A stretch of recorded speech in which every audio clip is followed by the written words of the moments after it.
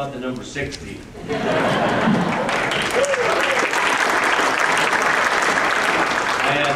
I had a lobbyist call me up. I won't tell them who it is, but I had a lobbyist call me up the day before the election.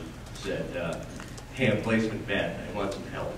Give me a little inside scoop." I said, "What do you think the number's going to be in the House?" I said, "I don't care what the bet is, or what the number they call. Take the over." And there's people talking 53, 54. I said, "Take the over." There's even one person talking 57. Take the over. That was a fun day. In fact, I'm sure many of you saw the Register article that they did on me. And anyway, it probably doesn't surprise you, when the photographer was there, I was starting to get annoyed and impatient with the picture taking. And so anyway, I think it was Josie and my wife were standing there going, "Come on, Craig, just play along." And finally, my wife, Kathy, said, "Okay, 60.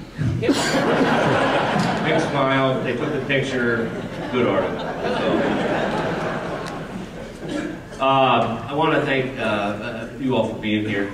I want to thank the Republican Party of Iowa, Matt Strawn, for all the great partnering they did during the election. We couldn't have done that had the success without you guys, without them. I want to thank our other elected officials, in particular Senator Grassman and Congressman King, for being here today. Both of them were helpful, as was Congressman Latham and all the other state ones that were introduced earlier. In fact, Secretary Northey and Otter Vaught have sent out quite a few letters over the last 2 election cycles that I recommend.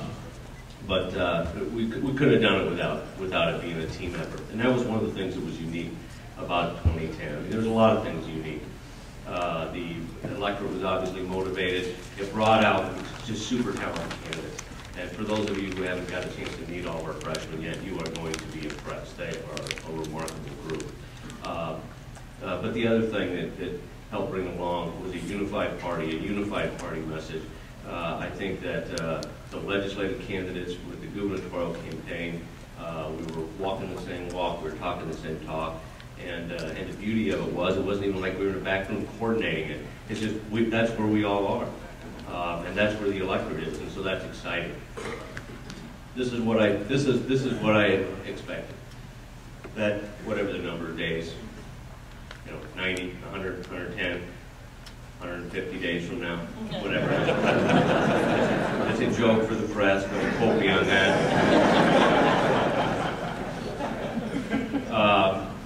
However many days it is when we're done, and we walk out of that Capitol after the sign and die resolution passes, that we're going to be able to look back and say we have a state government that's smaller, smarter, more efficient, more transparent, takes less money out of taxpayers' pockets, that employers are now in a position to invest in our state, invest in our workforce.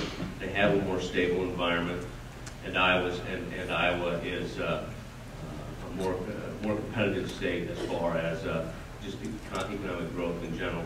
And of course, House Republicans will pass a resolution letting Iowans vote on the definition of marriage.